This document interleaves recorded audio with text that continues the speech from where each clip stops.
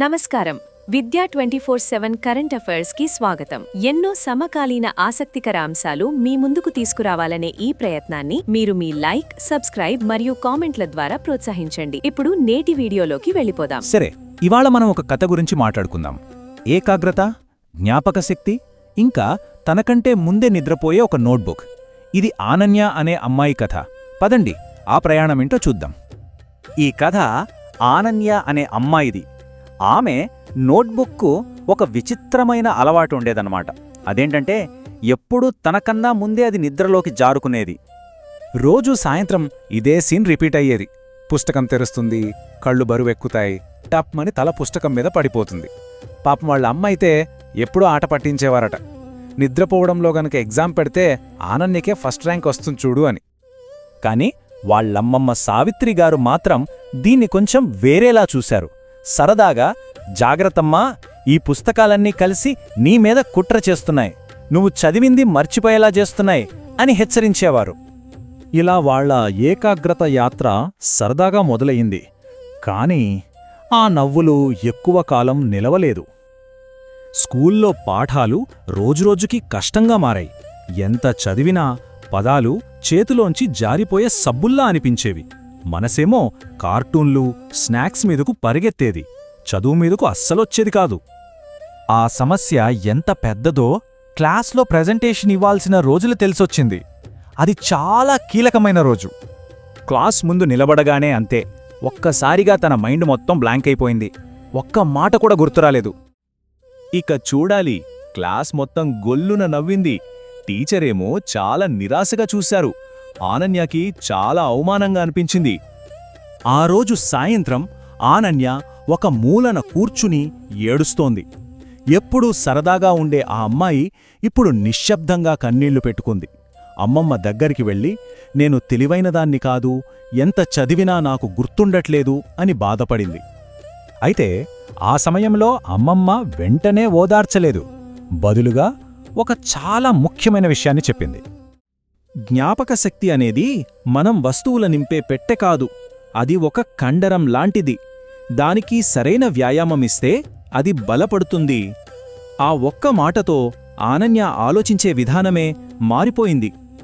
So అప్పట్నుంచి ఇక వాళ్ళిద్దరూ ఒత్తిడికి బదులుగా ఒక కొత్త పద్ధతిని మొదలుపెట్టారన్నమాట.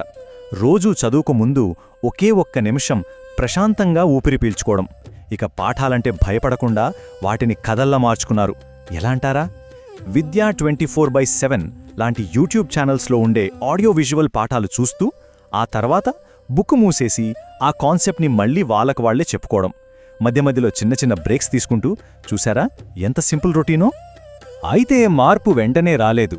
కొన్ని రోజులు బాగానే ఉండేది, కొన్ని రోజులు మళ్లీ పాత కథే. కాని ఒకరోజు సాయంత్రం ఒక అద్భుతం జరిగింది. అమ్మమ్మ తను కొన్ని వారాల క్రితం రాసిన ఒక కష్టమైన టాపిక్ గురించి చూపించారు. అది రాసింది తానేనని ఆనన్యకి గుర్తు కూడా లేదు. దాన్ని చూసి ఆశ్చర్యపోయి, ఇది నేనే రాసానా అని అడిగింది. అప్పుడు అర్థమైంది ఆనన్యకి, తన మనస్సు ఖాళీగా లేదు, అది నెమ్మదిగా బలపడుతోంది అని. ఇక్కడ మనం గమనించాల్సిందేంటంటే ఆనన్య ఆలోచనా విధానం ఎలా మారిందో. జ్ఞాపకశక్తిని ఒక పెట్టెలా చూడటం మానేసి దాన్ని ఒక కండరంలా భావించింది. తప్పులకు భయపడటం నుండి నేర్చుకునే ప్రక్రియను నమ్మడం వైపు అడుగులు వేసింది. ఈ కొత్త నమ్మకం, ఈ కొత్త పద్ధతి ఆమెను ఫైనల్ ఎగ్జామ్స్ వైపు నడిపించింది. పరీక్షకు ముందు రోజు రాత్రి అమ్మమ్మ ఇంకో ముఖ్యమైన సలహా ఇచ్చింది. గుర్తుంచుకో, అంతా పర్ఫెక్ట్గా చేయాలని టెన్షన్ పడకు. నువ్వు చేసే పనిమీద దృష్టి పెట్టు, వర్తమానంలో ఉండు, చాలు. కట్ చేస్తే ఎగ్జామ్ హాల్. పరీక్ష రాస్తూ ఉండగా అనుకున్నదే అయ్యింది. మళ్ళీ ఆ పాత భయం, మైండ్ బ్లాంక్ అయిపోయింది. కాని ఈసారి తను భయపడలేదు. అమ్మమ్మ మాటలు గుర్తు చేసుకుంది. నెమ్మదిగా కళ్ళు మూసుకుంది. ఒక్కసారి లోతైన శ్వాస తీసుకుంది. ఆ ప్రశ్నను తనకు తానుగా నెమ్మదిగా వివరించుకుంది. అంతే, ఆ ప్రశాంతతలో సమాధానాలు ఒక్కొక్కటిగా గుర్తుకురావటం మొదలయ్యాయి. ఏదో మేధావిలా సమాధానాలు వరదలా వచ్చేలేదు. కాని నెమ్మదిగా, నిలకడగా తను నేర్చుకున్నదంతా పేపర్ మీదకు వచ్చింది. ఆ పరీక్షలో ఆనన్యకి ఫస్ట్ ర్యాంక్ రాలేదు. కాని తను చాలా మెరుగుపడింది.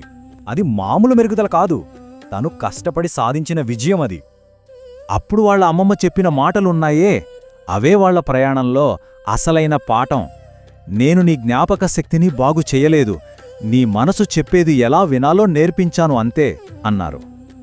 ఆనన్య ప్రయాణం మనకు చెప్పేది ఒక్కటే, నిజమైన ఎదుగుదల బలవంతం చేయడం వల్ల రాదు, మన మనస్సు యొక్క లయను అర్థం చేసుకుని దాని మాట వినడం వల్లే వస్తుంది. అప్పుడు మన నోట్బుక్లు కూడా మనతో పాటే మేల్కొని ఉంటాయి. చూశారు కదా, ఒక మంచి వీడియో. ఇలాంటి మరిన్ని మంచి కరెంట్ అఫైర్స్ వీడియోల కోసం తప్పక మన విద్యా 24/7 ఛానల్ సబ్స్క్రైబ్ చేయండి. ఈ వీడియో కూడా లైక్ చేసి ఈ అంశంపై మీ అభిప్రాయాన్ని కామెంట్ చేయండి.